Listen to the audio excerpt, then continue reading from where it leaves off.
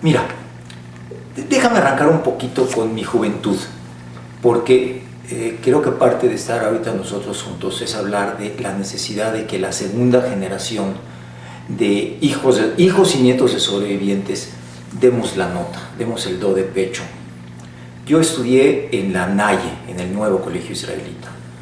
Nazco en el 49, por lo tanto a los 6 años, es el 55, y yo me acuerdo cómo en la escuela se mencionaba la palabra holocausto y se mencionaba que habían muerto 6 millones de judíos, pero como que era un tema tabú. Eso no los contaban nuestros maestros, no nos los contaban nuestros padres. Lo sabíamos porque había que saberlo. Yo tuve la fortuna de ser hijo de mi papá, que era de los muy pocos sobrevivientes del holocausto que sí contaba su historia. Yo sabía de mis abuelos, yo sabía de mis tíos, yo sabía de mis primos desde muy chiquito. Sabía sus nombres, sabía a lo que se dedicaban. Pero cuando yo quería compartir esto con mis amigos, que era casi lógico que igual que yo eran hijos o sobrinos o nietos de sobrevivientes. Estoy hablando de la comunidad Yiddish, la comunidad Ashkenazí, de los 50s y de los 60s. Y realmente me encontraba que no tenía con quién hablar. Unos porque no les platicaban, otros porque no les interesaba, otros porque simplemente no era un tema importante en su vida y por lo que tú quieras. Entonces yo sí tuve esa suerte, yo la tuve. Y durante muchos años yo sí llegaba con mis amigos y les quería platicar lo que mi papá me dijo, el dolor de no haber conocido a mis abuelos, el dolor de no haber conocido a mi familia, el saberme primera generación y saberme de alguna manera un sobreviviente del holocausto. Cuando yo le preguntaba a mi papá por qué Aarón con una A y lo vacilaba diciéndole que era más barato que con 2 As, él no sabía qué contestarme. Cuando fuimos por primera vez a la Polonia, todavía comunista, y empezamos a recorrer las calles de Varsovia, está lo que se conoce como el Umschlagplatz, que era el lugar donde juntaban a los judíos de Varsovia para a su vez subirlos al tren que los llevaría a Treblinka.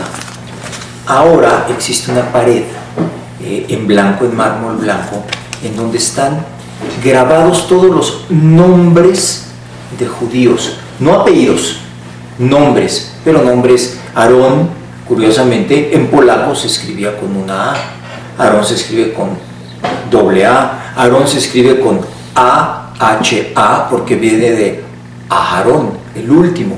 Y veías en esa pared Esther con H y sin H, y veías muchas combinaciones porque los nombres según ruso o polaco o húngaro se escribían de una manera distinta.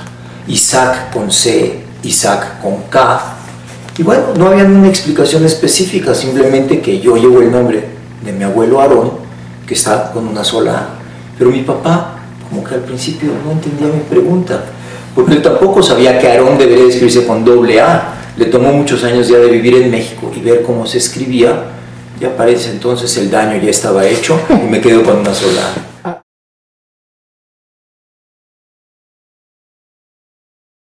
Parte de que estemos platicando es promover la creación de este nuevo grupo que de alguna manera se llama segunda y o tercera generación de sobrevivientes. Hace varios años traté de formar un grupo. Empecé a petición de mi papá y a petición de varios de los sobrevivientes que junto con él decían: ¿qué va a pasar cuando nosotros ya no estemos acá? Sí, hay libros, sí, hay películas, pero ese cuento de viva voz se nos va a acabar. Fue un fracaso el grupo, tal vez no supimos cómo hacerlo, nos juntamos varios hijos de sobreviviente, no fructificó. Pasó el tiempo y a mi papá le había surgido la idea de escribir un libro sobre su vida. Yo siempre lo apoyaba y le decía: sí, papá, muy buena idea, adelante, papá. Y él se decía: pero no sé cómo empezar, no sé por dónde empezar. Yo le decía: consíguete un profesional que lo haga. El profesional a la larga terminé siendo yo. Cuando un día me dijo: ¿sabes qué? Ya encontré quién lo va a hacer. Y yo todo emocionado le decía: ¿y quién es esa persona? Y me dice: ese eres tú. Y escribimos este libro junto con mi papá, estuvo en la comunidad y es un libro famoso e importante en la comunidad, El último sobreviviente, en la que cuento la historia de mi padre durante los 6 años que duró el Holocausto. Él, como judío polaco, le tocó prácticamente desde el mismísimo 1 de septiembre del 39, en que invaden Polonia, hasta el 5 de mayo del 45, en que lo liberan en Ebensee, en Austria. O sea, es una historia terrible. Y cómo ya logra sobrevivir él, bueno, aparte del orgullo como hijo y la felicidad de haber podido nacer ya que él sobrevivió. Sale este libro, Mi papi muere, y se acerca a mí el señor Peter Katz, que ahora es quien dirige La Unión, con la misma cantaleta: Aarón, se está acabando esa generación, ¿qué sigue? ¿Hacia dónde vamos? Y bueno, a instancias de él volvemos a tratar de juntarnos. De hecho, nos hemos visto ya durante muchos jueves consecutivos, 10, 12 gentes que, como yo, somos hijos de sobreviviente. Pero al llegar a la mesa y empezamos a tratar de poner metas, ahí es donde me doy cuenta que aunque todos somos hijos de sobreviviente, cada uno lo vivió de una manera distinta. Inclusive hay 2 de los miembros que están insistiendo en que tenemos que tener ayuda psicológica. Yo tengo 61 años y de repente que alguien me vaya a dar una ayuda psicológica porque soy hijo de un sobreviviente, no encajaba en la idea de lo que yo tenía para el grupo. Pero empezamos a hablar y me doy cuenta que muchos en el grupo están secundando esa idea, al grado que vamos a empezar a buscar psicólogos, gente que esté en el tema.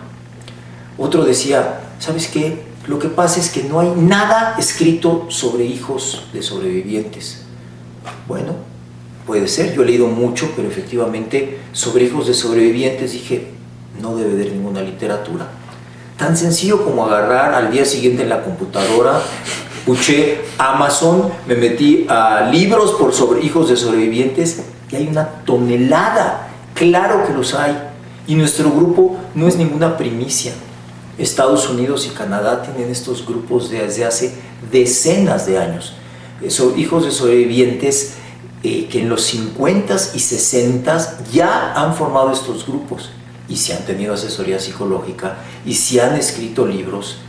Y entonces empezamos a ver que hay mucho por hacer.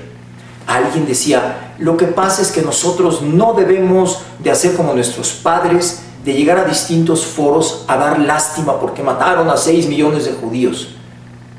Otra idea muy plausible.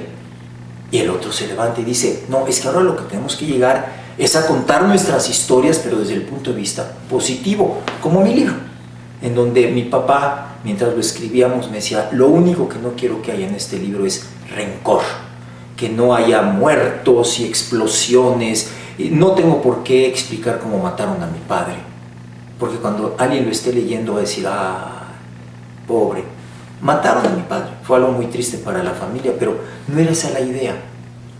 Y así empiezo poco a poco a comprar estos libros, inclusive alguno de ellos, no tengo los títulos en la mente, pero está escrito de una manera muy infantil, con caricaturas inclusive, de cómo estos jóvenes americanos y canadienses principalmente, en los 60s, en los 70s, empiezan a escribir sus libros, pero desde ese punto de vista amable. Yo, mi mami vive afortunadamente, mi mami nació en México, pero yo me acuerdo cuántas veces se quejaba que nuestra familia eran los Greener. Los Greener es la manera en que se refieren a los sobrevivientes en el mundo entero. Yo pensé que tenía que ver algo con americanos, pero no. Yo no sé si porque se veían muy verdes cuando acabó la guerra, pero era una manera en que se referían a los Greener. Entonces, efectivamente, todos los amigos de mi papá eran los Greener. Y las fiestas de la familia eran con los Greener. Y cuando iba yo a Estados Unidos y cuando iba yo a Israel, mi papá me daba la lista de, ya fueran los sobrevivientes de su pueblo, o sobrevivientes que conoció en el campo de concentración, o sobrevivientes que conoció después de la guerra, pero que se habían convertido en nuestra familia. Yo me sentía como, soy bien raro, porque todos los conocidos de mi familia son solamente sobrevivientes. Pero ahora que leo estos libros, me doy cuenta que soy como cualquier hijo de sobreviviente de cualquier lado del mundo. Esos sobrevivientes hacían de su familia, que la habían perdido, a los sobrevivientes que eran como ellos. Entonces estos libros los estamos promoviendo entre nuestro grupo para que todo aquel que diga no se ha escrito un libro, vea que se haya un libro escrito. Otro nos comenta siempre, lo que pasa es que mi mamá nunca nos hablaba de eso, al contrario, no voy a hablar de eso. Hay libros en los que te explican por qué mucha gente no quiso hablar de eso. Vamos a poner un ejemplo de una mujer que durante el Holocausto fue violada o fue tatuada. Mi papá me contaba de que tatuaban arriba del pecho a las mujeres con la palabra prostituta, Hure, en alemán. Dice, posiblemente muchas de estas señoras que sobrevivieron jamás usaron un escote porque tenían ese tatuaje. Esa mujer nunca le iba a platicar a su familia que durante el Holocausto fue usada como